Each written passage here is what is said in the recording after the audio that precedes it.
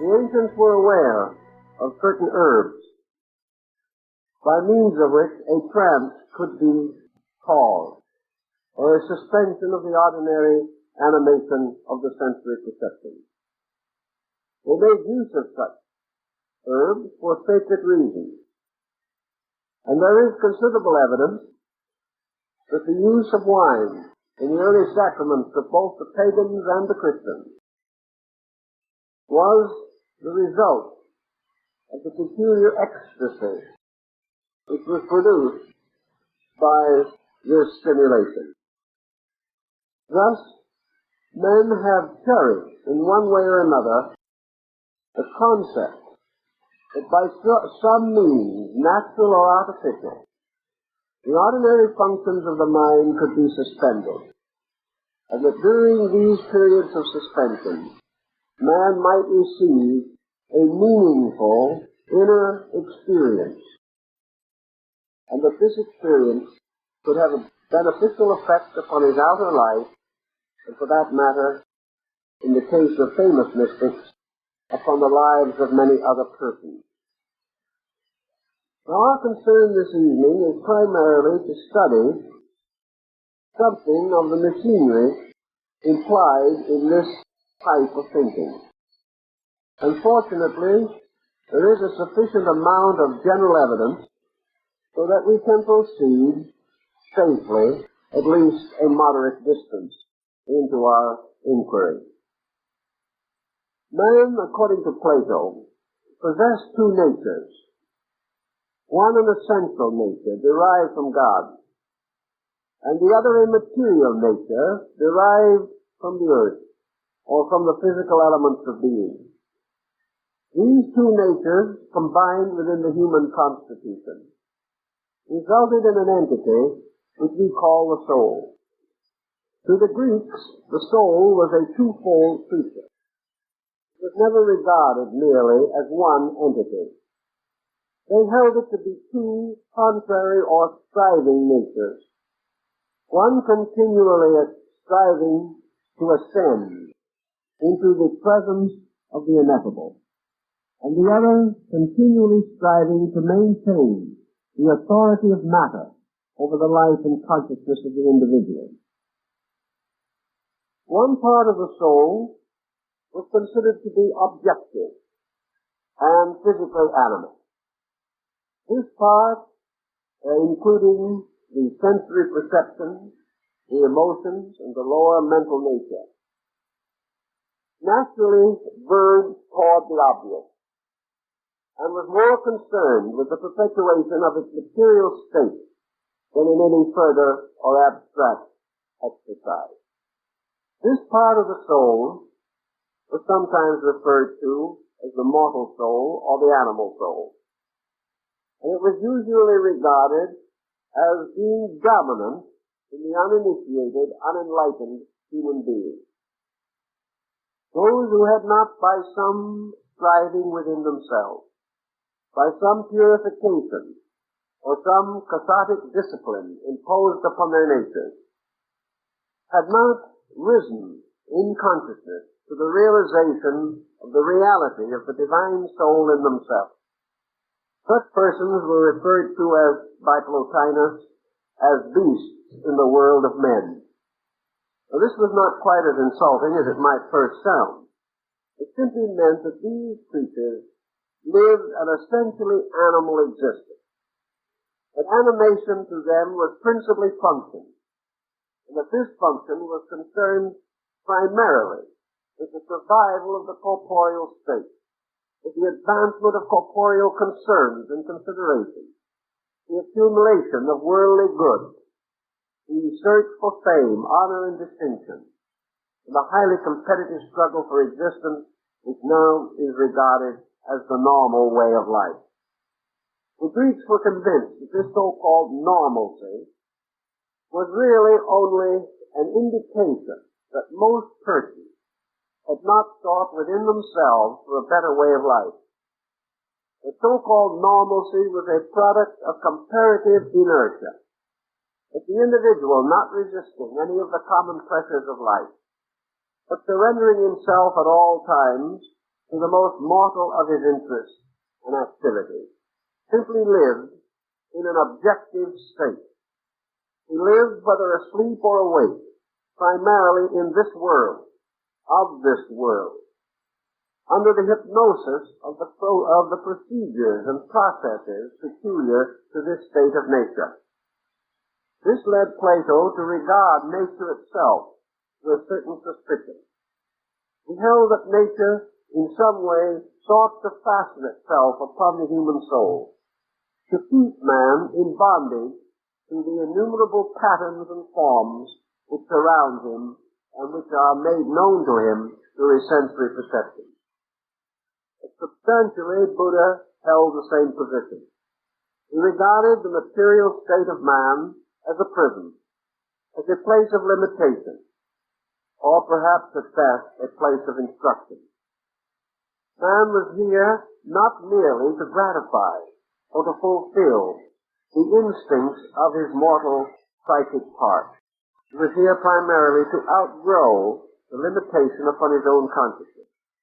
He was here to increase in inward grace and perfection of spirit, and to elevate the mind above the concerns of this world to the concerns of the divine world, or of the universal nature to which he actually belonged, and of which he was actually a fragment or part. Under these conditions, it would be apparent that the objectification of the human faculties in the process of waking would have a tendency to hypnotize the person and bind him more and more to the concept of the reality of matter. As all of his interests centered here, as all of his activities were expressed here, it became only probable or reasonable that he should regard this world as the true abode of himself, that he should think of other worlds as distant or remote, and he should think of the invisible as unreal. He should think of things not easily understood as mysteries. He should regard that which was abstract as unfathomable. It was much easier for him to surround himself with mystery and remain more or less oriented in a mortal life than to hurl himself into the sea of mystery, there to come in contact with forces and circumstances about which he had little or no knowledge. Also, in the course of time, as the philosophers have pointed out, man has increased in mortal knowledge. He has gone further and further in his investigation of this material world. Yet his investigations have not been sufficiently rich in internal value to guarantee the maturity of his consciousness. He thus remains comparatively unconscious in a world of consciousness. He remains posited almost solely in a material state, in a world in which the material state is the lesser part. He has become so convinced that this lesser part is the all, the total, the completeness of things, that he regards anything beyond this lesser part as highly theoretical, speculative, and uncertain. The only solution to this problem, of course, lies in the reorientation of man himself. His only hope of escaping from this peculiar illusion into which he has fallen is that he shall develop such faculties and powers as will enable him to recognize the reality of things now held to be distant and mysterious. If man actually can orient himself onto a higher level of function, it is natural that this function, this higher level, will then become real, and that which he has left behind will slowly fade away as unreality. Reality is always the focal point of awareness. Reality is always where we are now, what we are now, and those things now perceived or considered. Thus it is essential to our growth that we experience a new kind of now on a higher level of function and understanding. Yet Plato also pointed out, as did the Egyptians and many other ancient peoples, that the so-called divine soul, or the higher part of man's psychic life, though not generally much considered, or involved in his mortal action, nevertheless had an existence, had a continuing reality in itself, and was not destroyed or dissipated by the failure of the objective nature to understand or comprehend its meaning. The soul, in its higher sense, was, as all superior things must be, greater, wiser, and better than those faculties and functions which are beneath it, and which are dependent upon it for their energy and their life. Thus, the immortal soul is nobler than the mortal soul. And that part of man's consciousness which contemplates the eternal is superior to that part which can contemplate only temporal things. It is also essential to man that in some mysterious way this inner spiritual soul should have a means of communication with the objective life. This means of communication would naturally be incomplete or imperfect while it was not cultivated or disciplined. Yet it remained present, an available help in time of trouble. That part of man's consciousness which comes into function when all other functions fail, or when the problems confronting the individual are not to be solved by any of his ordinary faculties.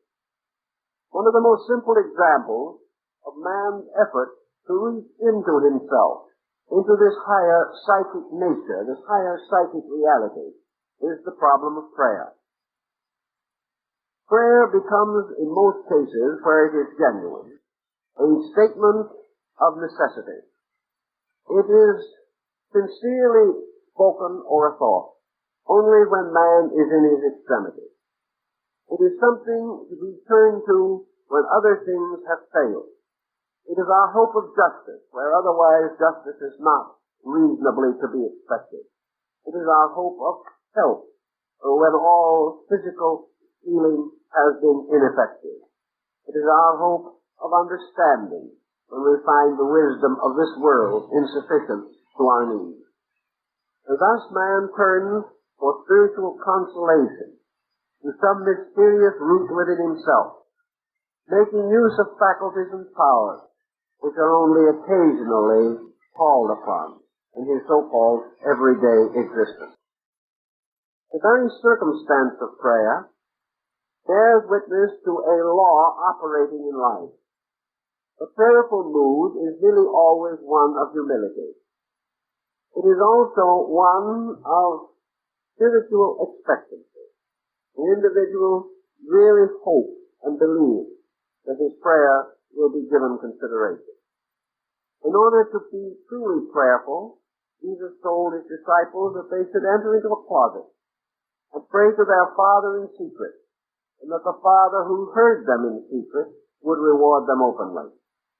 This idea of entering into the closet or the quiet place seemed definitely to imply that man must have a worshipful attitude, a worshipful mood, if he is to expect to receive any guidance from the invisible sources of life.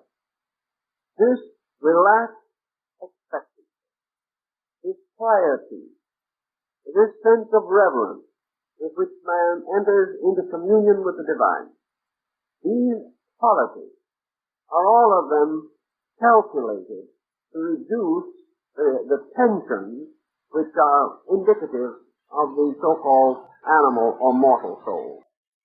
Thus the individual achieves communion with the interior part of himself by attaining quietude, by reducing the pressures of his desires, by reducing the determinations of his will. For prayer is the process of permitting the divine to have its way in man. It means that man must relax away from his own purposes and from those values which under normal circumstances are dominant in his life.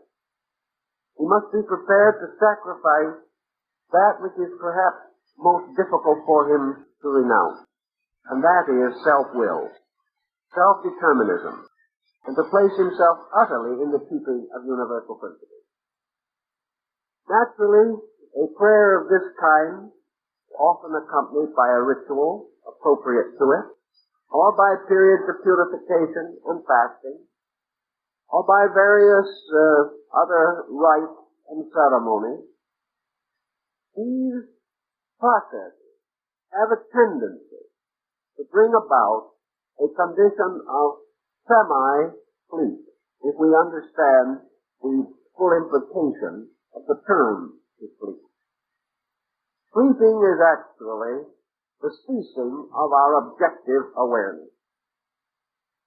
If we voluntarily sacrifice self-purpose, we achieve a kind of unpurposed state, which is similar to sleep. If we voluntarily sacrifice the testimony of our sensory perception, to trust rather upon the power of internal guidance, we also remove energy from these perceptions, reducing them, quieting them, calming them, and causing them to lose dominion over our conduct. Thus, while it is true that in sleep we achieve this relaxation, it is also true that in meditation or contemplation, or in the higher disciplines of yoga or Vedanta, we also have this kind of detachment, this separation from things which have been pressing and urgent, this slipping away from the authority of the material world to govern our every reflex and instinct. Thus we may achieve a kind of waking sleep, a quietude, in which the consciousness gains also certain means of communication. I think perhaps the Taoists have as good a simile for this as almost any other religious group. Man must create a kind of capacity. He must transform his lower nature into a receiving vessel, into which the waters of life can be poured. And in order that this vessel may receive these waters, it must be emptied of its previous content, whatever this content may have been. We cannot pour more water into a full vessel. We cannot bring more enlightenment to a self-opinionated person. We cannot take the worldly wise man who is certain of his own ideas and impose upon those ideas the will of heaven. Man must first of all empty himself of false knowledge. He must relax himself away from those opinions and attitudes and beliefs and convictions which have long held him prisoner, and which, many of them, are responsible for the emergency in which he finds himself. Thus he attains a kind of emptiness. He attains what Damon calls the great thirst, the desire for that which is real, the tremendous instinct to partake of the food of life rather than of the food of death. Thus, in quietude, we do have the individual entering into a voluntary state of peace, a state which is perhaps very similar to that of sleep. In sleep, the loss of consciousness is complete. In the state of peace, the loss of self-consciousness is complete. The individual does not cease to be aware, but he ceases to be obsessed or possessed by the products of his own awareness processes. This having been attained, the person finds himself receptive to the benediction of the internal. Plato tells us that under such conditions, the inner life of man may come through into his outer awareness, may impose itself symbolically or in some way upon his outward nature, delivering through man himself those oracles, messages, and important revelations which are necessary to the essential growth of man. Plato, Pythagoras, and many others affirmed very clearly that the highest instruction that man can receive must come from within himself, that this instruction arises in his own consciousness as the gift of the divine within his own nature. Therefore, that man is most instructed when self-instructed, that is, receiving instruction from his own over-self, as Emerson might have called it. All the point we wish to particularly make is that there is this condition of imposed silence, of carefully calculated relaxation by which many wonderful mysteries can be attained in consciousness. The Greeks, the Egyptians, and the Hindus also carried the matter beyond this point. So they not only achieved relaxation, but they imposed certain specific disciplines or exercises. And these exercises, in many of the instances recorded, transcended the mere quieting of the personal consciousness, and as in the Buddhist discipline, achieved a complete suspension of objectivity. In this suspension of objectivity, the meditating person lost not only his external awareness of places and objects, but his own external awareness of self-existence. It became suspended in a state in which his own awareness was not much more apparent than in the case of sleep. He managed to become a being meditating without the realization or acceptance of selfhood. He was merely life in life. He was consciousness in consciousness. His own pleasures and purposes and desires had ceased even to be of interest to him. He remained in a kind of suspension, a suspension in which he felt or experienced or knew the immediacy and immanence of the eternal. And as in the case of the great later Indian saint Sri Ramakrishna, he passed from his meditational condition into a kind of ecstasy, into a trance-like or coma-like state, not produced now by the ordinary processes of sleep or by the extraordinary processes of drugs, but rather by the actual use of his own internal faculties which he had so trained that they were able to sustain their own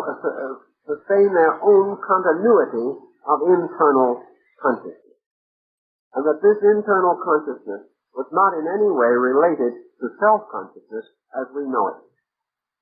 This in turn has become the great problem of many scholars in relationship to Buddha's concept of the nirvana, which to the Westerner means extinction, but which more correctly to the Easterner means suspension. It means only the extinction of that which is not so.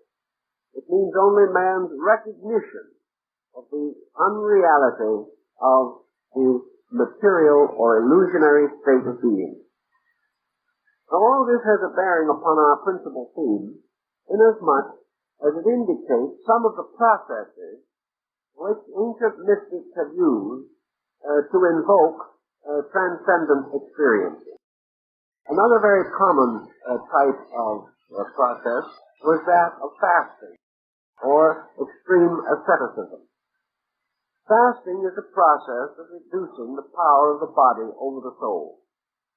Now we have many attitudes on this, and most modern persons regard such ancient disciplines as fasting for religious purposes as archaic, or belonging to another time, or laden with superstition or extraordinary fanaticism. But the principle behind fasting has been known since the dawn of time, and has been practiced by nearly all primitive people long before they had any theology or philosophy such as we know. The experience of fasting with them led to one inevitable conclusion, namely that as the power of the body or the bodily energy was depleted, the individual became more sensitive to superphysical experiences. The person fasting had cleansed the body of its principal toxins, and toxins, of course, are one of the causes of psychic tension and irritation. The person, therefore, who had reduced the body awareness with which we are so much concerned, also had reduced the body complaint, which is constantly and insidiously encroaching upon our consciousness, and reduced the bodily incentives, the vitalities by means of which we are impelled to various excesses of action.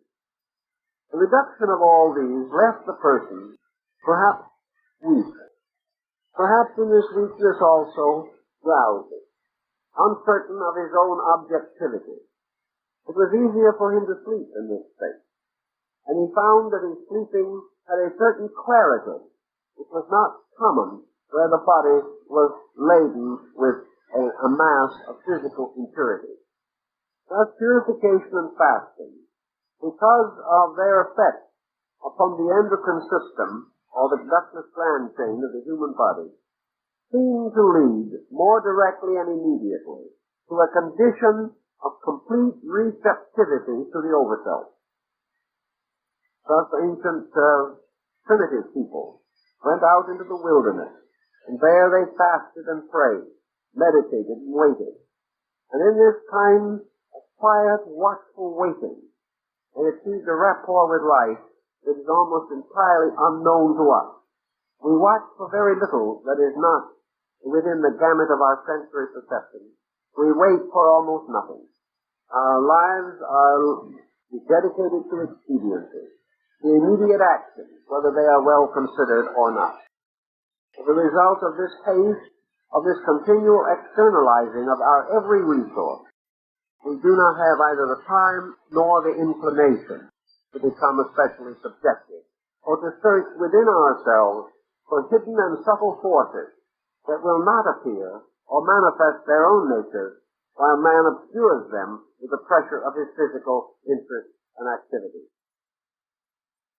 So we know also that under certain stress or strain of a psychological nature, man may be disturbed by dreams. The dreams, therefore, constitute a kind of symbolism. We know that by means of the dream process, certain essential psychological verities may be revealed. That in his dream symbolism, the individual may receive a clearer insight into his own composition. He may become more acutely aware of the causes of his own psychoneurotic tension. In dreams, therefore, he receives the direct impact of pressures or forces or disturbances which come to him in his conscious state, physically conscious state, only as obscure impulses or difficult instincts with which he has to struggle throughout the day. Thus, in sleep, we do know that a certain therapy is applied. And it is quite possible that in sleep, things confused or obscured become clarified. We also know that in sleep, the subconscious or subjective part of man is more available to influence than in his waking state.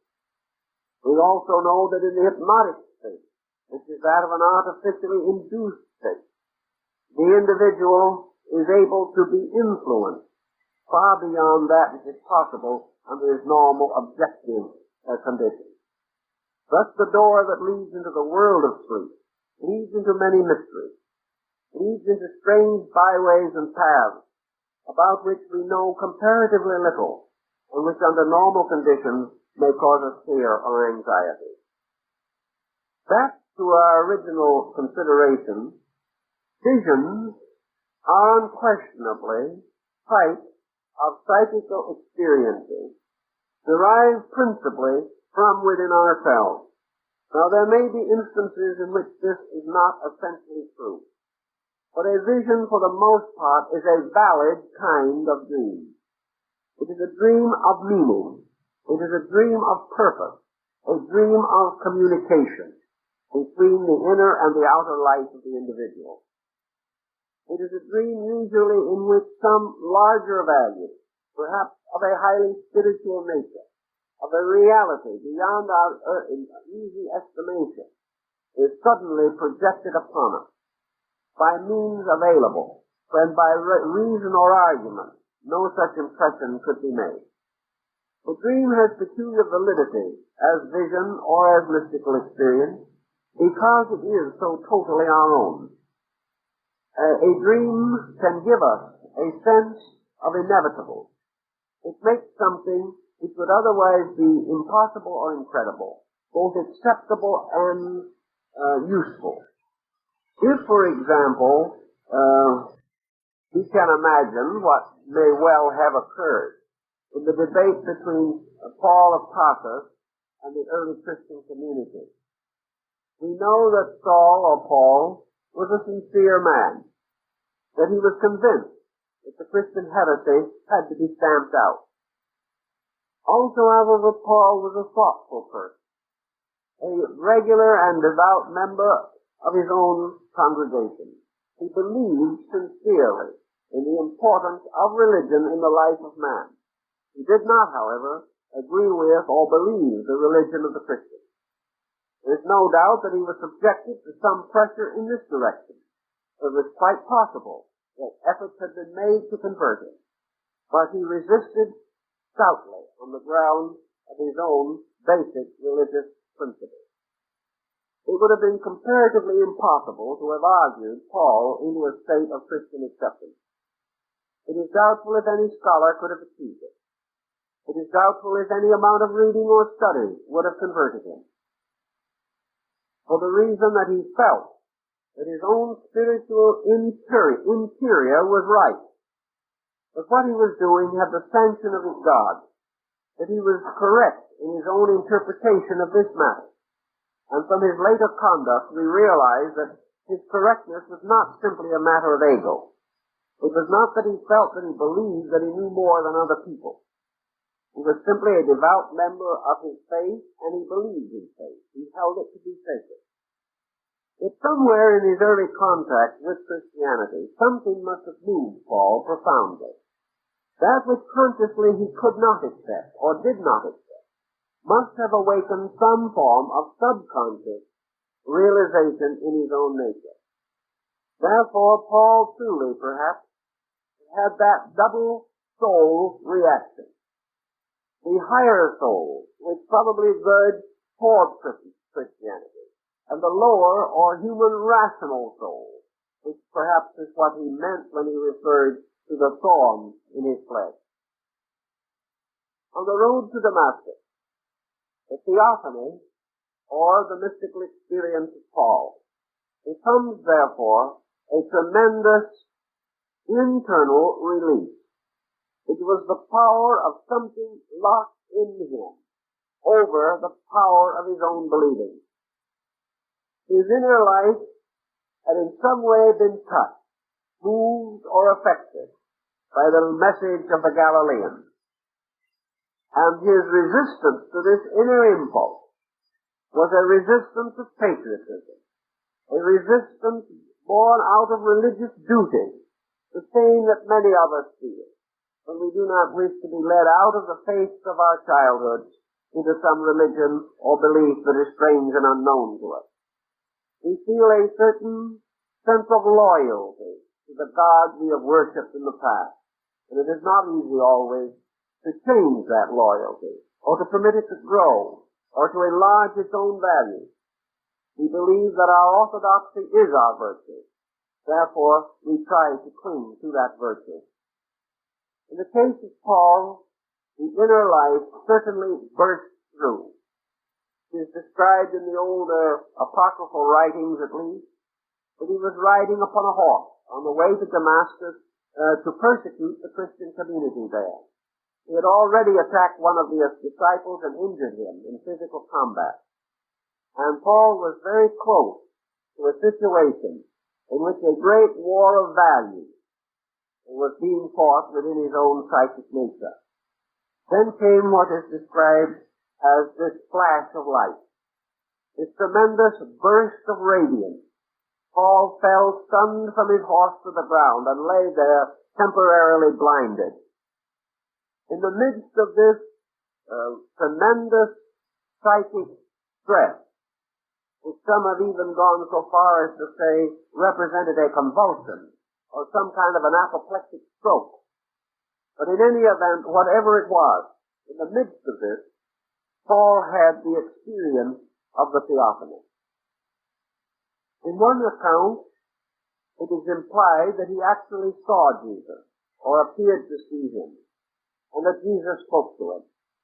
In another account, in the same Bible, Paul apparently did not claim to have seen anyone, but a great light, and a voice speaking out of the light. And this voice undoubtedly spoke the very words that Paul's own soul was crying out to utter. Paul was not by nature a persecuting man.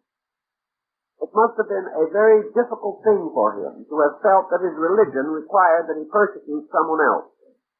Once his clear concept was attained, he not only never persecuted again, but also permitted himself to be persecuted to martyrdom. Therefore, he was not by nature an evil man who wanted to hurt people. And it is quite possible that the final revulsion came as a result of his own older religion seeming to demand violence of him, a violence against the faith of other good people, something which Paul rebelled against inside, even though he could not put his rebellion into the terms of his conscious mind. In any event, this experience was a breaking through, undoubtedly, of something locked within Paul. It was a breaking through under an extraordinary pressure. Now, there are several possible explanations for the pressure itself. Some have suggested that in light of the region and the conditions, a sunstroke or heat prostration might well have been a contributing cause. It might also well be that as he was on his way to the final act of persecution, that the conflict within himself became unendurable. Here there came a tremendous psychic revulsion.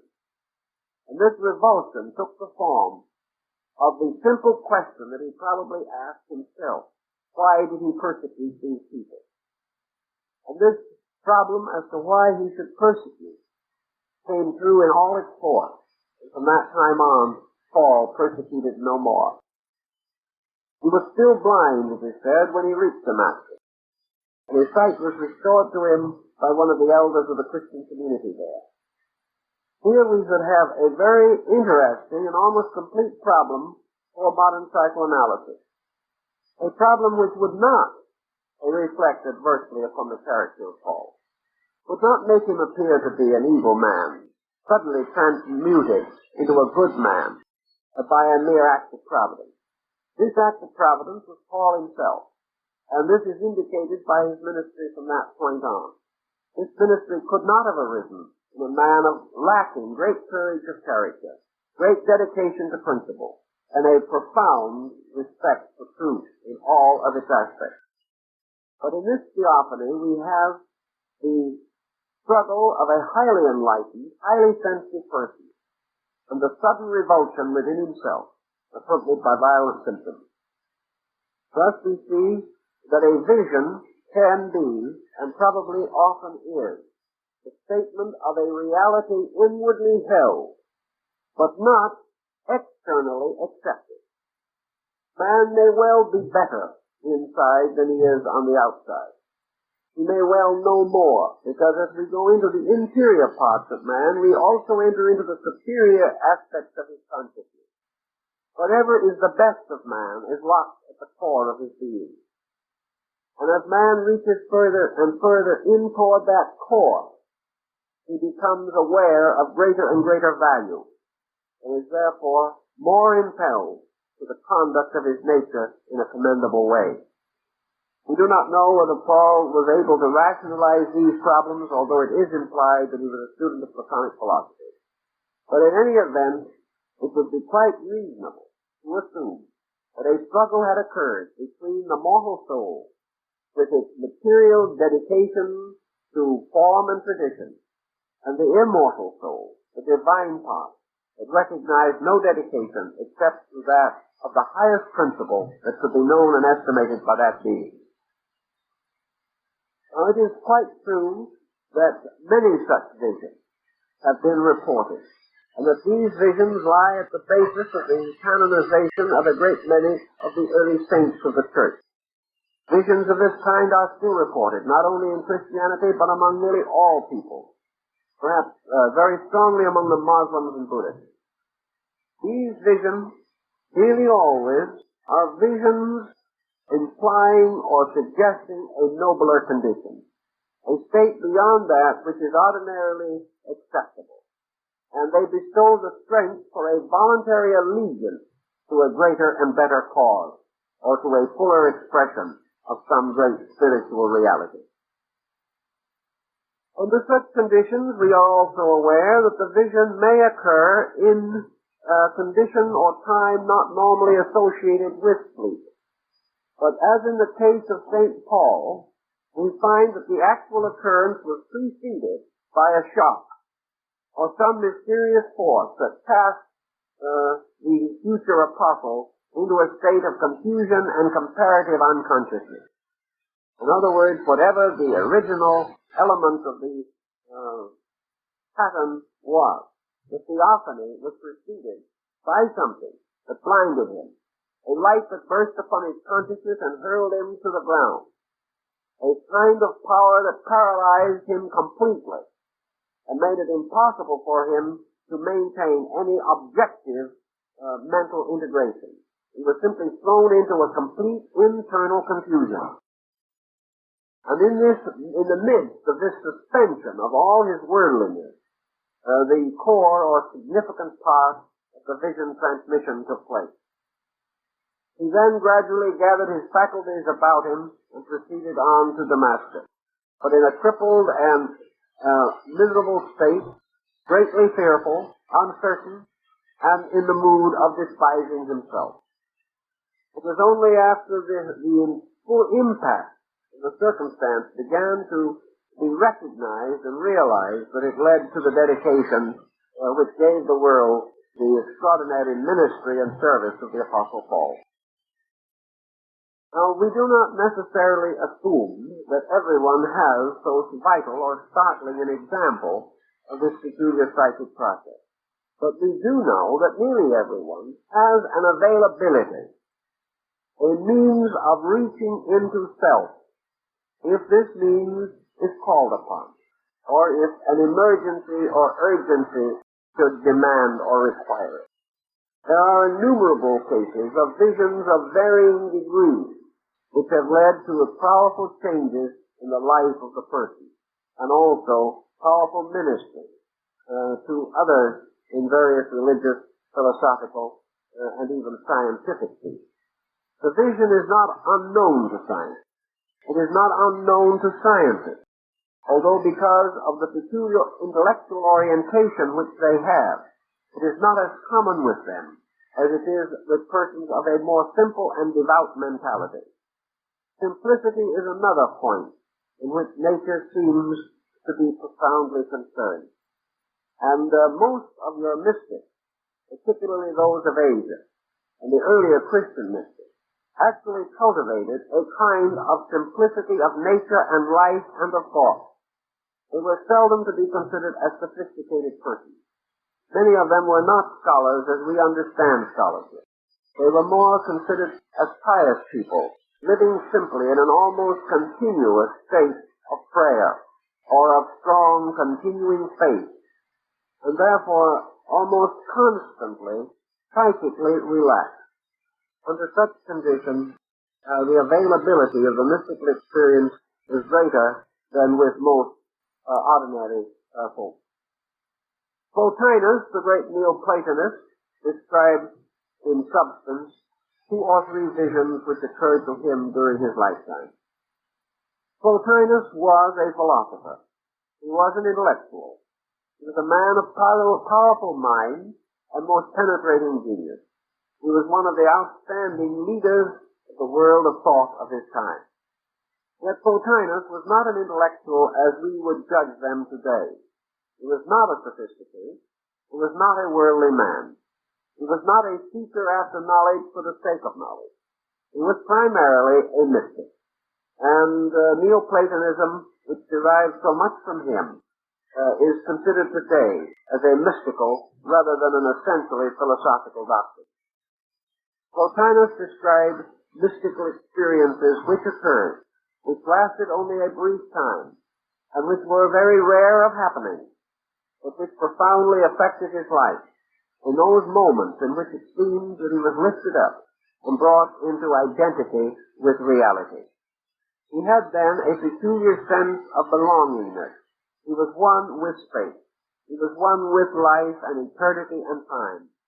He found his true relationship to existence, a relationship of identity, a relationship of profound sympathy, a relationship which brought both tears and laughter to his soul. a relationship in which the universality of the good became not realized or believed, but perfectly and fully known by a total conscious experience of fact. These experiences of Plotinus certainly must be included among the great historical mystical occurrences. We know also that Plotinus at his school cultivated metaphysical discipline, that they practiced concentration and meditation much in the spirit of the Pythagoreans, that they set aside parts of the day and of life for the quiet contemplation of the will of God. And while they approached the mysteries of the universe intellectually, they tried to think with the mind of God. They tried to understand with the understanding of God. Thus they were pious, devout persons, even though they were brilliant scholars. This combination is not so common in these days, where scholarship and piety are further apart than ever before in history.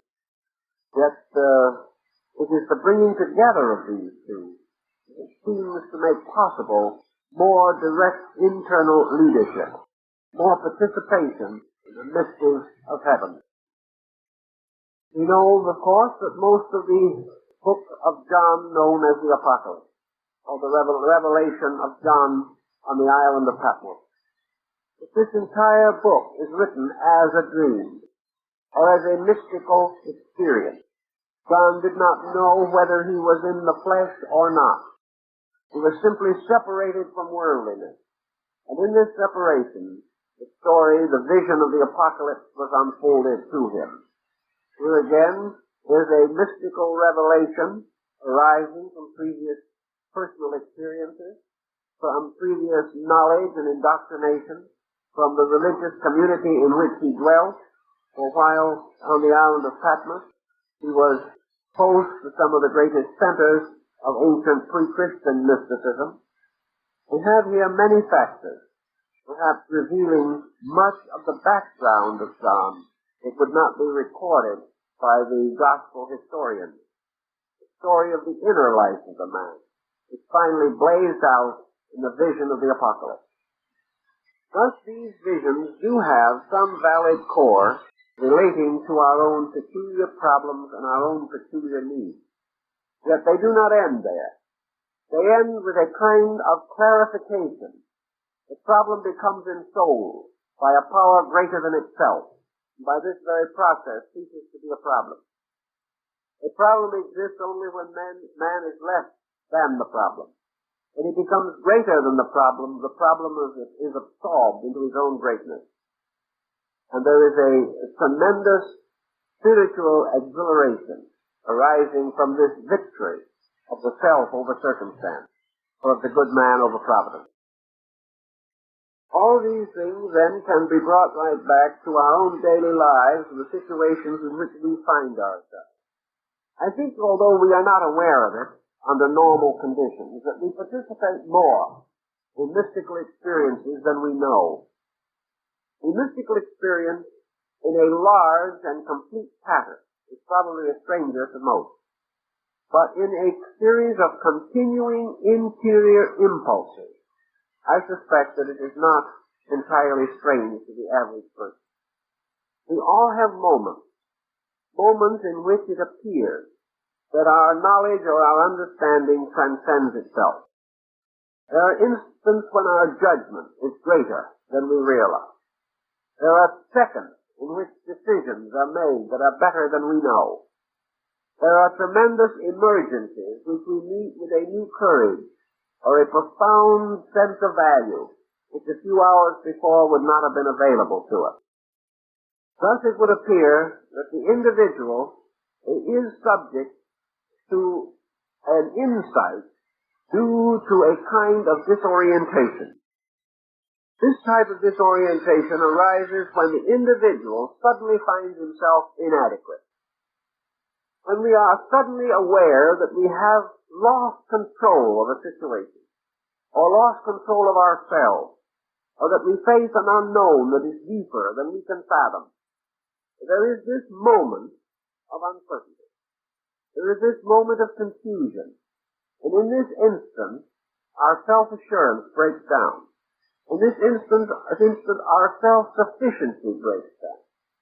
And of course, most of all, we may be confronted by sudden evidence that our own thinking has been poor. That instead of being always right, as we thought we were, we are suddenly confronted by the proof that we are wrong. That something that was supposed to happen did not. Something we trusted would not happen occurred. And we are out of focus with our own previous concept. We have become involved in a mystery in which our ordinary faculties are not adequate.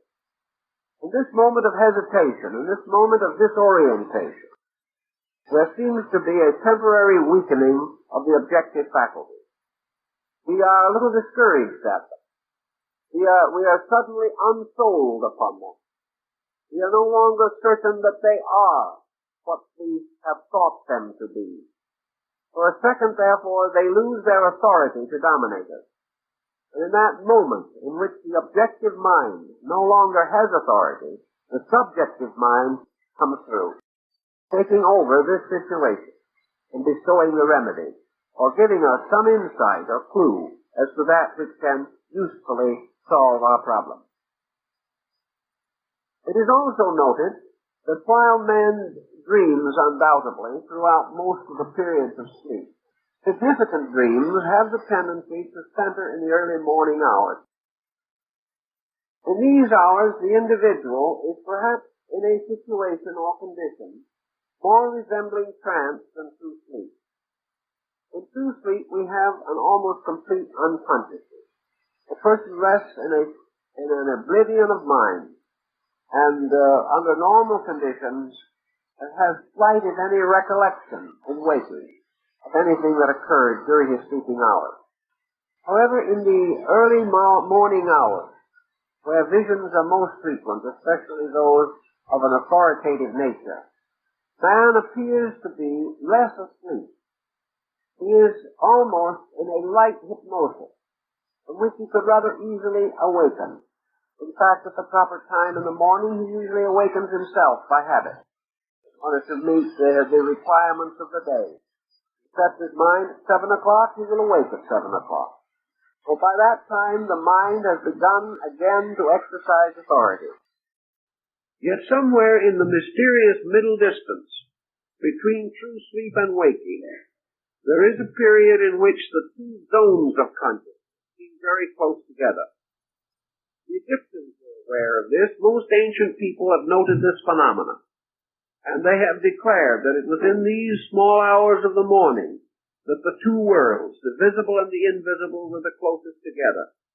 And that, for that reason, births are most numerous at this time, and so are deaths. For in these hours, situations come to such a fine edge that the two states of existence seem to mingle and move together and flow into one, and then gradually, as the hours proceed, separate again, with man returning to an objective or exterior consciousness. Visions of importance, presented to us by the psychic nature, are of very little value unless we are able to record them. Therefore, what we actually need is a kind of sleeping in which memory and certain other faculties are still somewhat alert. If we have a total obliteration of faculties, we will have no adequate recollection of the dream. Other conditions, of course, other than the hour itself, may influence this.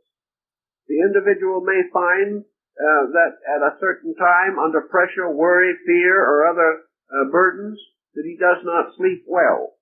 And this suspension, this condition of half sleep and half waking, may occur at other hours due to the disturbances of his life.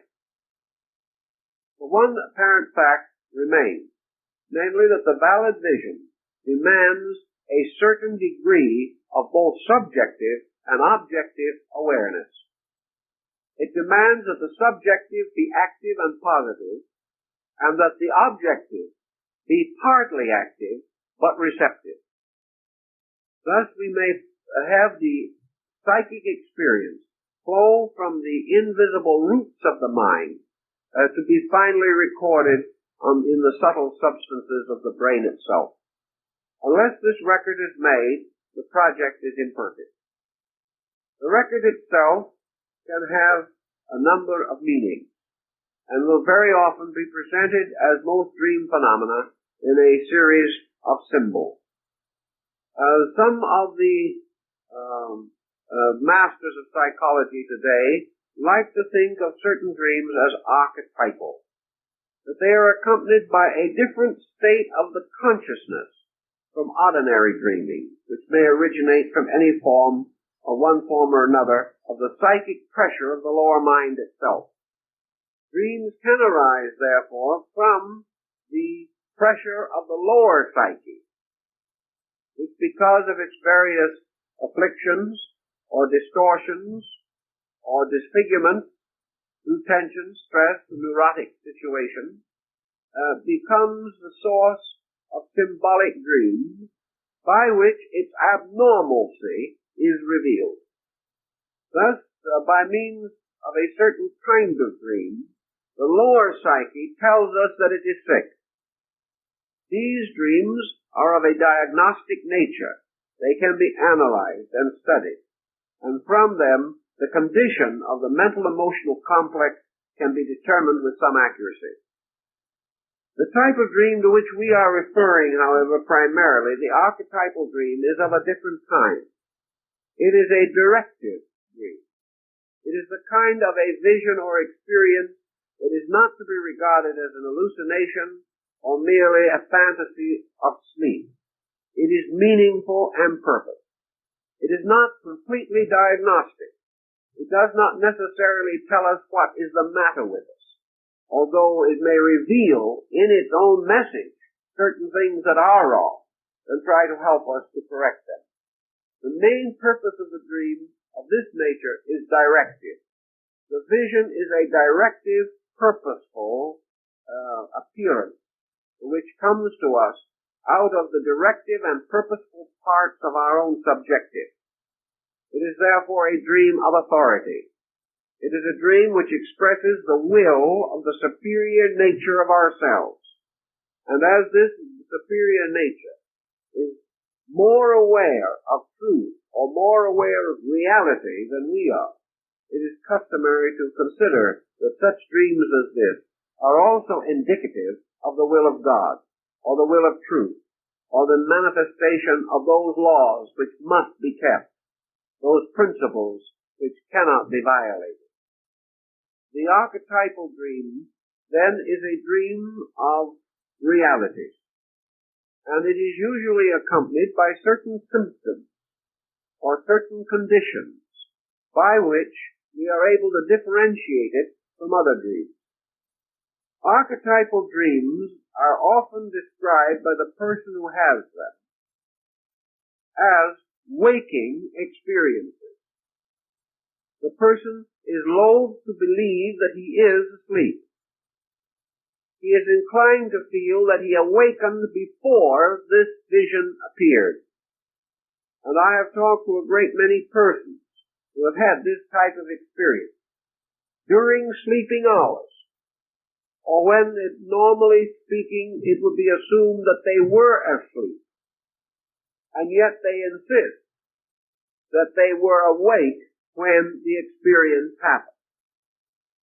You may go a little further with them in this questioning, however. You may ask them, well, if you were awake, what did you do? Being awake, what would you do? Did you jump out of bed? Did you sit up? Did you reach for a pencil and paper to record this experience? What did you say yourself? How did you think? What did you feel? Answers to these questions are always dim and evasive. One individual will say, well, I didn't move, I couldn't move, because the experience itself seemed to paralyze. I was conscious, but I could not move. Another one will say, well, my eyes were open, I could see, I know I could see because I closed my eyes, and when I closed my eyes, the vision wasn't there. Therefore, it had to have been something that had a solidity outside of myself. But at the moment of the experience, I did not feel like doing anything. I felt in a strange state of suspension. I knew I was awake, but I did not move. I did not want to move. I could not speak. All of the normal functions were suspended. An occasion, of course, once in a great while, you will have a dream of this kind, or a vision, in which some other person is in the room at the time. This is not so common, but it does happen. And I know in one case that a person who explained the vision, and told of having apparently reacted quite physically and to have been wide awake, and the other person testified definitely that the person was completely asleep through the entire process. Yet the person having the vision could not believe that he was asleep. Thus the vision differs from the dream in this peculiar validity of the sense of waking, or the sense of conscious awareness. It does not have the same mysterious sense of merely being part of a shadow. It is not something through which you pass as a distinct experience, as merely a being moving through some strange region, like the mysterious realms of Dante and Milton. The vision experience is one in which something happens to you. You know about it. You sense it. It is meaningful. Often also the vision or circumstance of this nature is preceded by some rather mysterious situation. It is frequently preceded by a sense of extreme coldness or chill. And those who have recorded visions other than at night, who apparently have been picked up into a vision state while sitting at a table or while reading a book or something of this nature, nearly always report the sense of chill. They report a change in the atmosphere around them. What they are really telling us, of course, is a change in the circulation of their own body. The circulation seems to retire from the periphery and to center around certain vital areas of consciousness. This is something that is common to man in danger of shock. And very often a person subjected to a sudden danger has the sense of chill. Also, certain types of illness produce this feeling, which is generally regarded as a poor symptom. Actually, however, this sense of chill seems to be one way in which the individual tries to express or explain something which happens in sleep, but of which he is not aware when in the normal sleeping state, namely the tendency of the temperature of the body to lower.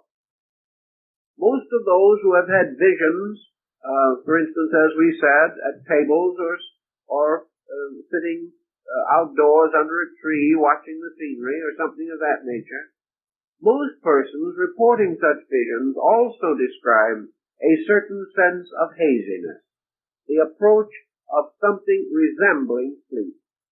They are nodding. They are not fully objectively aware. They are not usually engaged in any active enterprise at that moment. They are resting, taking it easy, contemplating, or absorbed in some thought or study. In these moments, this mysterious pattern takes hold, and we find the individual suddenly receiving a tremendous impulse from within his own consciousness. Now we all know, of course, the things seen around us in the physical world do not enter the brain and are not recorded as things seen. The material objective environment in which we live is carried into the brain in the form of impulses. We do not carry a picture of the chair, of this microphone, into the brain, although we appear to see it there. The eye picks up a certain image, transforms it into vibratory waves, and transfers these waves to the brain where they reassemble in the form of the object. This means that the form-creating process is also in the brain, and that vibrations striking the brain are or can be transformed into images by the processes of the brain itself. This means that an image projected from the interior part of man's psychic life and impressed upon the brain can take form there, can take image and likeness there, and can appear to be just as real and certain as any physical thing which the individual can see. A proof of this process is, of course, hypnosis. For in hypnosis, an imaginary person, or a person suggested into existence by the hypnotist, may be placed among a group of real persons. And the individual seeing the real persons will at the same time see a person existing only in his own mind. That person will fit completely into the scenery and landscape. Will be just as natural in appearance as the others. There will be no way in which the person under hypnotic pressure can determine the difference between a real person and this other person. And if this other person is mingled with a dozen real persons, this person can walk among them, or appear to pass behind one, or in front of another, and the human mental equipment will rationalize the entire situation so completely that the hypnotized person will be unable to determine which of those people in front of him is a physical reality and which one is an imagined being. In the same way, the hypnotist can block out one person from a group, so that of 12 persons, 11 will be visible and the 12th invisible. And this invisible person will be in the room with all the others, talking with them, conversing with them, walking among them, and be totally invisible. Because the entire situation is controlled from the brain itself, and not by the sensory perceptions as we know them. Thus, in a dream or in a vision, forms are engendered in the brain as the result of vibratory mental image patterns. Now we may ask what these image patterns might be that would cause this kind of a formation within the consciousness of the person. There are as yet no absolutely conclusive processes formulated. But the process seems to be this. All thought, whether it arises from observation or whether it arises from internal processes, all thought is vibration. Thoughts have within themselves their own vibratory patterns and images. A thought or an impression pressed upon the mind and transferred from the mind to the brain must there clothe itself in the available material from which the brain can derive its images. The brain cannot derive its images from any material which is not within its range of perception and reflection.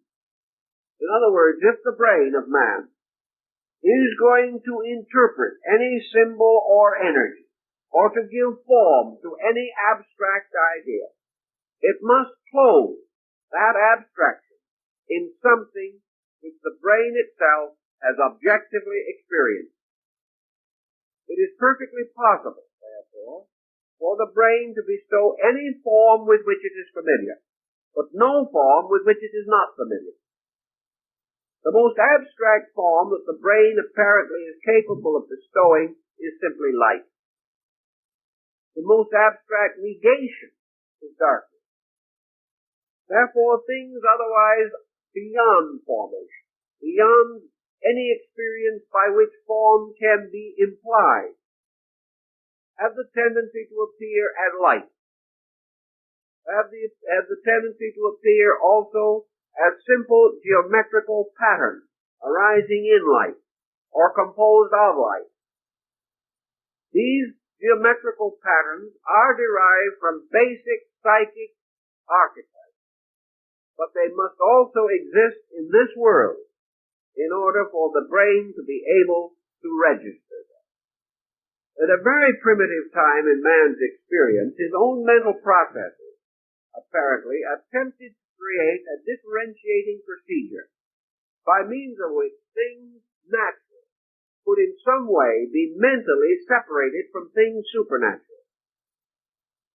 The brain unable to experience a supernatural thing, or to give form to a thing formless as far as faculties and perceptions are concerned, hit upon a strategy which has since been distributed throughout society.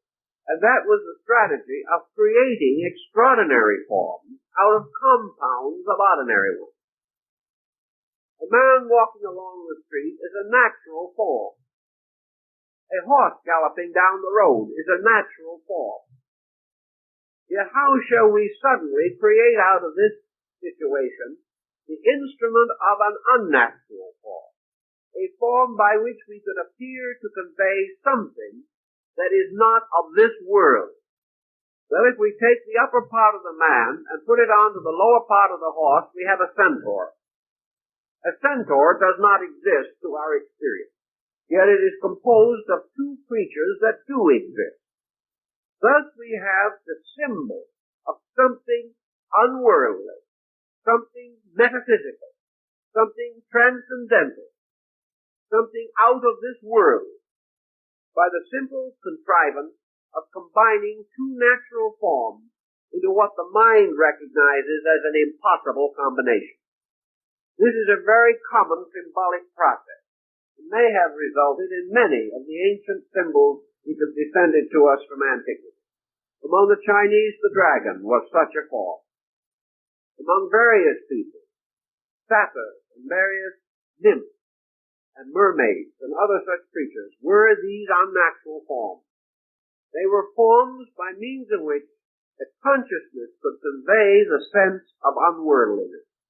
This is still used in the medicine rituals of primitive peoples, in the mask cult, where the individual becomes superhuman by wearing a mask which completely conceals his natural features and conveys the impression of a monstrous or unnatural being. The brain, therefore, seems to hit upon this contrivance. Perhaps if it could not or did not, we would never have developed these cults among men. But they do exist and are in very common knowledge throughout the world. They represent unworldliness produced by distortion. Michelangelo recognized this in art, and we know that his great figure of Moses gains its tremendous authority by its deformity. Or if this figure stood up, it would be in completely disproportion. But this we do not recognize, rather receiving a certain impact of unworldliness. The distortion has not been carried to the degree of the grotesque. It has simply broken our common acceptances of what constituted humanity, what constituted ordinary things. Oriental artists achieve the same effect when representing deities as of great size, and human beings associated with them as small figures beside them. Here, the giganticness creates the unworldliness. So in these subconscious vision dream sequences, as for instance in the Apocalypse, we have the introduction of a number of mysterious composite creatures becoming symbols of ideas, means by which the brain, in receiving impulses, is able to combine abstraction and make them available to us through symbolic forms. The interpretation of these symbols and the mysterious meanings which they have remind us, of course, of the mysterious interpretation of the great figure in Nebuchadnezzar's dream. Here the king dreamt of this extraordinary figure, with head of gold and feet of clay, and of the stone which was cast against its feet, and the image collapsed. And all of the soothsayers and interpreters of dreams and visions were invited to come and explain this strange dream. And finally the prophet did so, and gained great distinction in the land. But these kinds of dreams, these kinds of experiences, appear to be archetypal, inasmuch as they represent a meaning pressing from within, clothing itself in forms different from those of nature, yet near enough to nature for man to grasp their significance. Now, it is another peculiarity of this type of vision that the meaning or the explanation is frequently communicated with the form.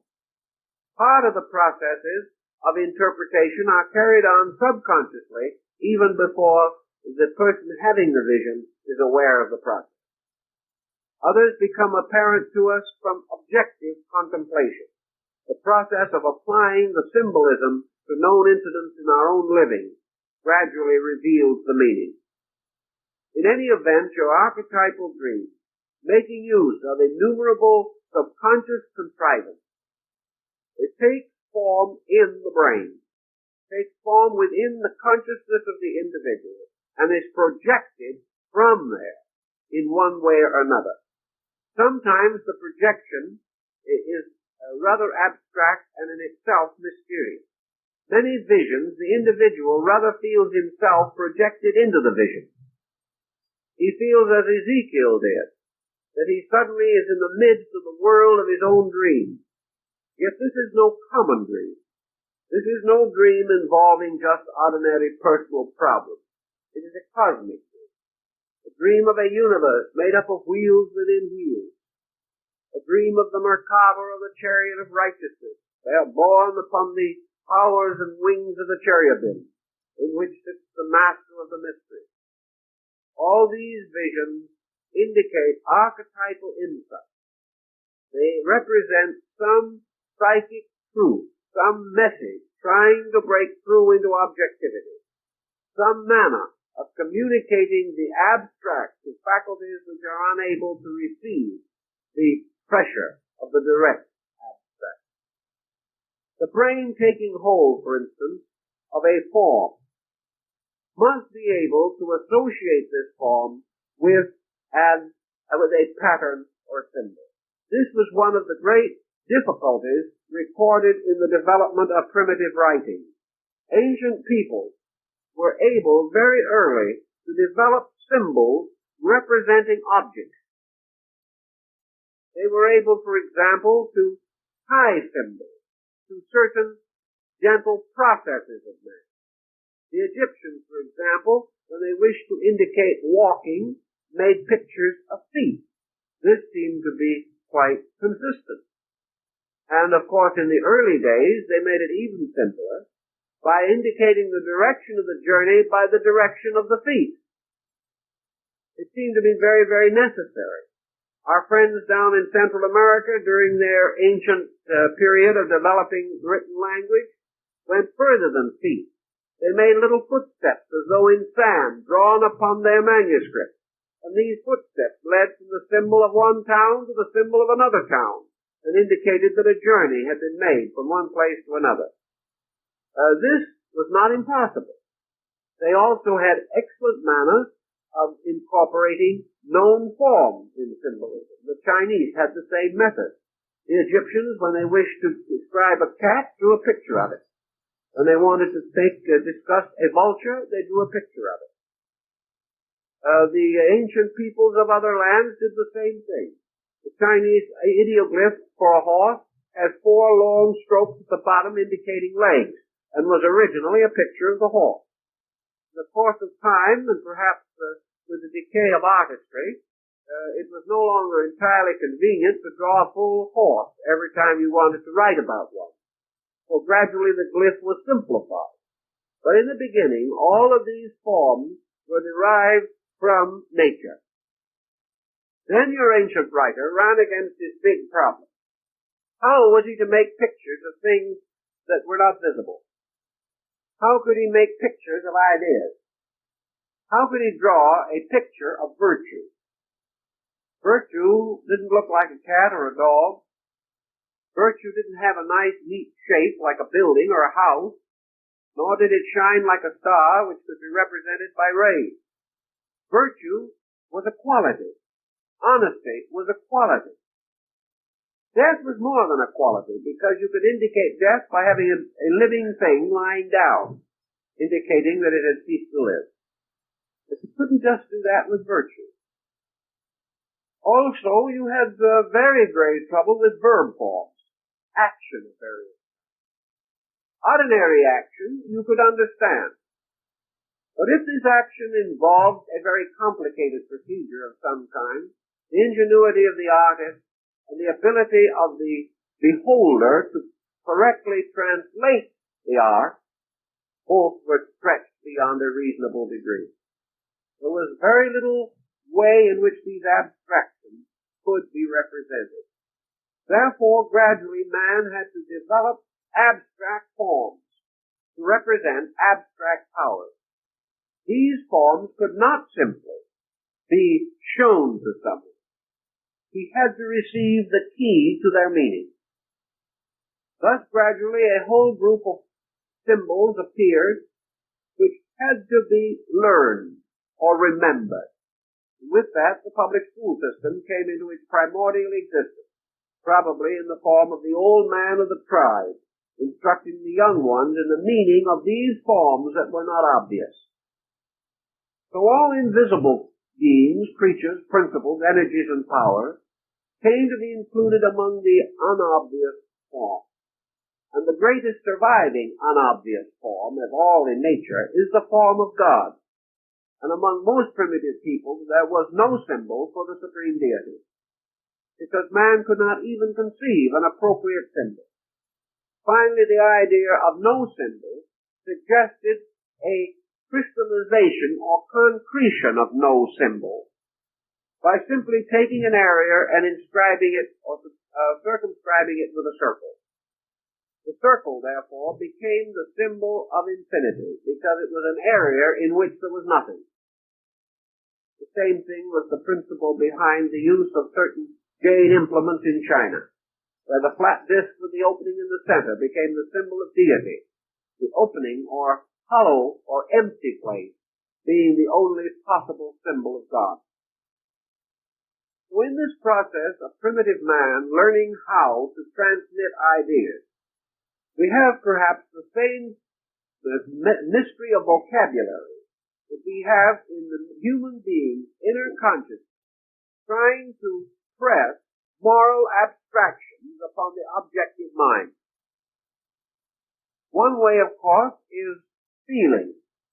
But here again, although feeling is an older sensory perception than sight, it is less specific. And in the effort to impress by feeling, it was necessary to in some way excite emotion. And this exciting of emotion again required some form of emotional symbolism. We find this in a good deal of mysticism, but it has never proven universally satisfactory. The individual feels certain compulsion and may follow them. But again, the vibration has been transformed from impulse to a specialized area of activity where this impulse is interpreted in terms of personal emotion.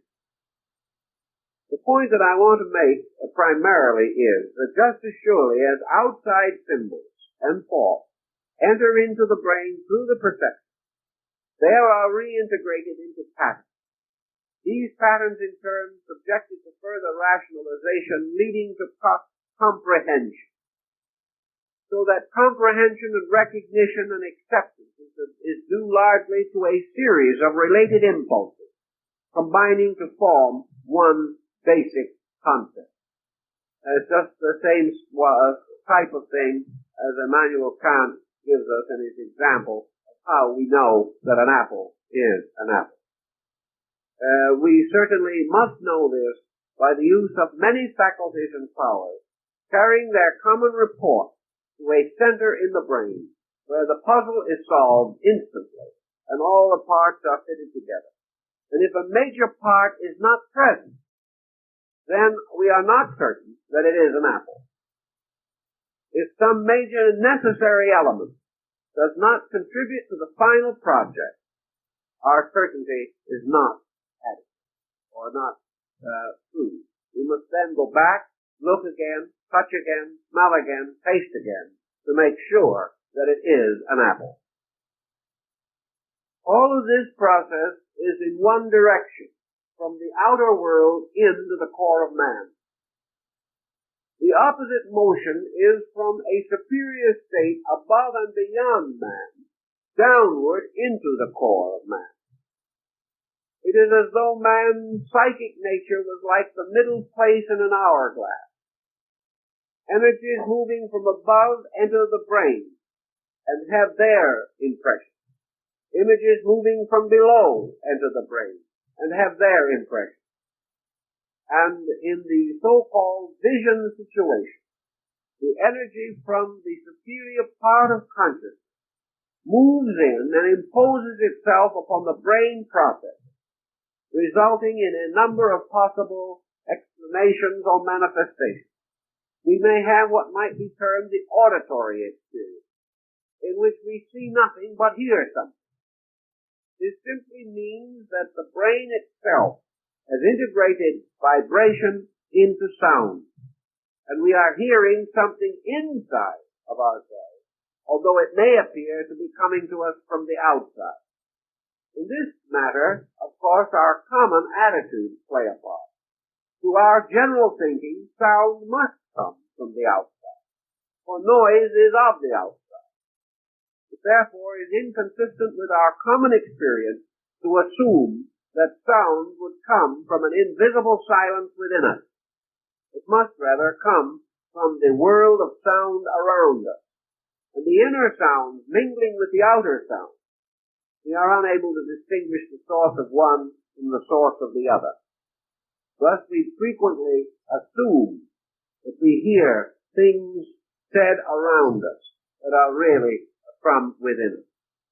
The projection of images may also be attributed to the same process.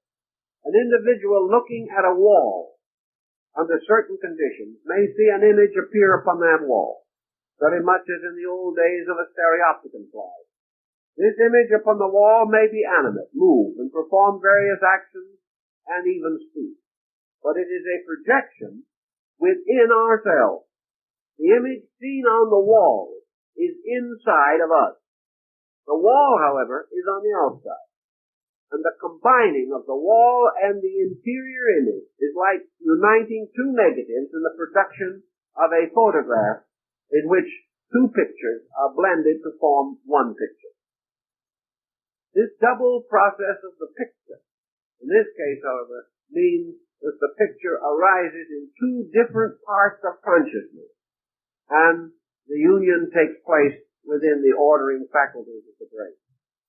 Naturally, the brain itself, which is probably ordering this procedure without self-knowledge of its own ordering, being an instrument rather than a being.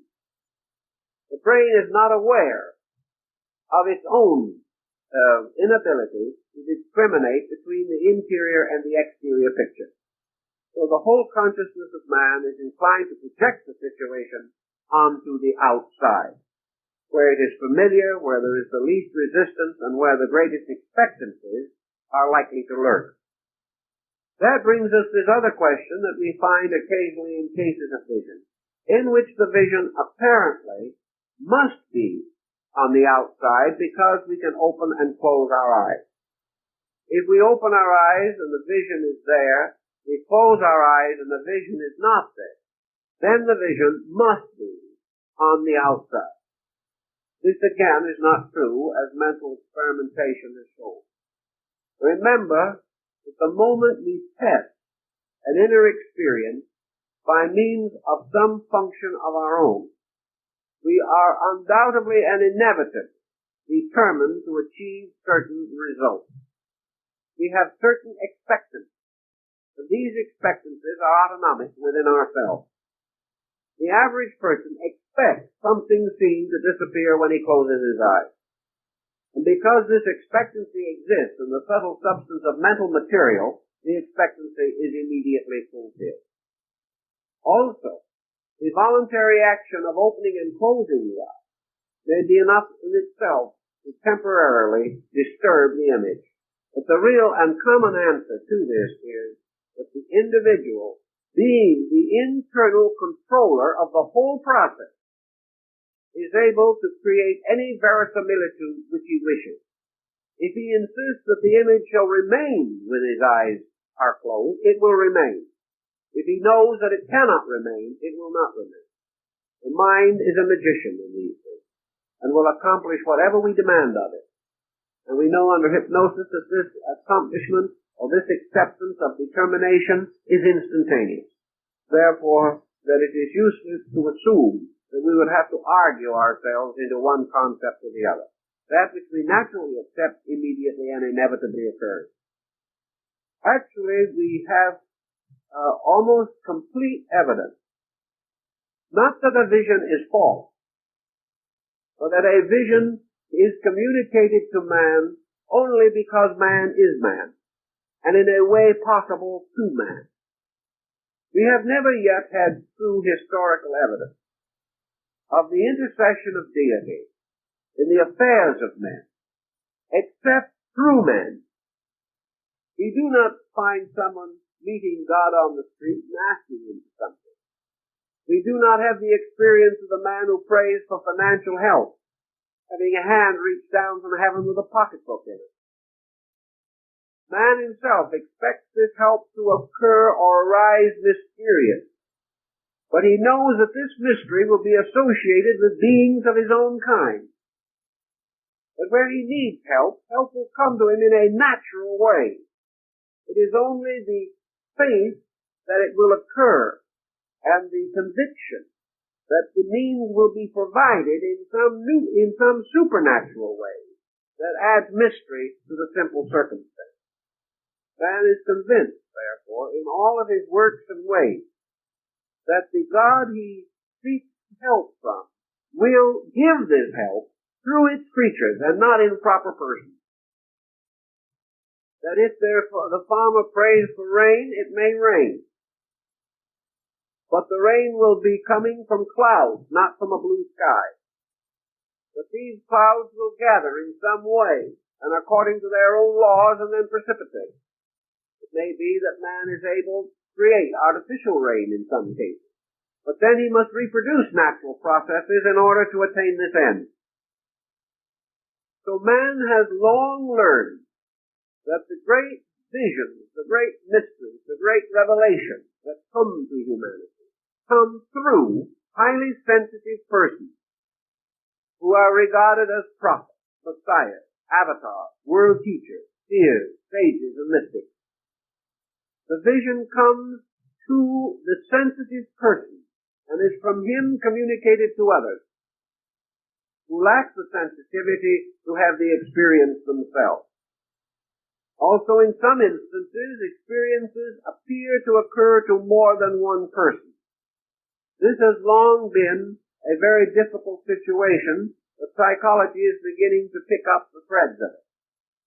It now realizes that what is termed the archetypal form, or the archetypal dream, arises as Plato's archetypes are known to have arisen, from a pattern that exists in space. Under certain common problem or common stress or tension, this pattern may impinge itself upon more than one person at a time. There are instances apparently in which it has impinged itself upon a multitude of persons at one time, each one seeing the same thing, but each one of them seeing from within himself the agreement within the archetype, and the archetype impelled upon the consciousness of the individual is sufficiently firm to produce a generally common experience. But each person saw within himself that which others saw likewise. But as each also beheld the occurrence as though outside of himself, we have the phenomenon of the multitude seeing at once. I know one case in which there was a very good report of this, in which several hundred persons saw the same thing at the same time. But these several hundred persons were among probably 100,000 persons, the rest not seeing it at all. Now, had the event been completely a physical, optical experience, all persons, except perhaps a very small group, highly defective in their optical equipment, would have seen it. Where 7 men standing along the side of a ship all see a phantom ship, but 7 more men standing alongside of them see nothing. We must assume, rather, that an archetype of some kind has impressed those 7 men. It is the only way in which we can seriously seek to solve the problem. For if the ship had actually been there, and had been equally visible to all persons with equal optical equipment, they would all have seen it. Thus the vision, as archetype, may impinge itself upon more than one person. And there is indication, as in what are called the Apocalyptical Vision, that an archetype in nature gradually develops or unfolds to a degree of almost completeness, so that this archetype has a highly involved symbolism of its own. But the archetypal symbols are set within the function of a universal mind, operating similar to man's mind, but also in the process of transforming abstraction into orderly symbolic patterns. Under certain problems or processes, these collective archetypes can be impressed upon a number of minds simultaneously, and minds of a certain degree of sensitivity or receptivity will receive them, whereas other minds will not. We know this is true in practically every field of human activity, that what we term the law of exception depends upon the fact that even the most common circumstance cannot always be depended upon to occur to all persons. A certain remedy against an ailment may cure 90 cases and leave 10 untouched. Or a new drug may help 50 people, injure 20, and have no effect upon 30. The reasons for these differences lie within the person and not within the drug. The drug is an inanimate, impersonal thing, but it has to operate upon animate, personalized creatures, and their reactions depend upon themselves. A powerful impulse arising in the universal mind, an archetype or folk image, is itself impressed upon various persons. Some record it, some do not, some distort it. To some it is a great and wonderful experience, to others a terrible and dangerous experience, all depending upon the integration of the being upon whose abstract mental structure the impression is made. Generally speaking, then, I think we can say that the vision, generally and universal, is nature's method of conveying some form of knowledge, some form of knowing, beyond the normal capacity of the individual to comprehend. To do this, several factors are introduced. One is shock, or stress, by which the entire experience is made important, as being unusual, unique, or totally different. The second important factor is that it occurs and appears to occur to this person himself. It is not reported, it is not communicated, it is not conveyed. It is something which the person can afterwards feel that he has known because it has happened to him. The next situation is that it must interpret itself in some material available for such interpretation. Where the materials are available, they will be used. Where they are not available, materials relatively available will be grouped together in a new pattern or design in order that they may be the vehicle for an extraordinary idea. This very grouping, visualized by the individual within himself, becomes extremely important because it is strange or different, challenges his imagination and his thought, and invites him to the definite consideration of the experience as being valid or different or important in itself. We know, for example, that in many parts of the world where Christianity has sent its missionaries, people coming under the influence of the Christian faith have mystical experience. They have them in other religions also. But the point of interest is that nearly always where a person of one of these other groups has a vision relating to Christianity, this vision is always invested in the forms natural to that person. Mystics of China, for instance, who have had visions of Jesus, have drawn pictures of their visions, and in their visions, Jesus was always Chinese. He had to, because he was drawn out of the subconscious repository of their own instincts.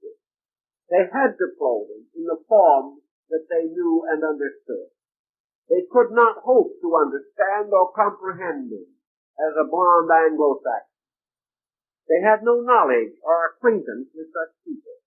If, however, these Chinese later became acquainted with a number of Anglo-Saxons and saw numerous pictures of Jesus, until the subconscious was sufficiently impressed with this symbolism, then the mystical experience might well present him in his basically Anglo-Saxon or Teuton appearance, which probably also is entirely remote from his actual appearance.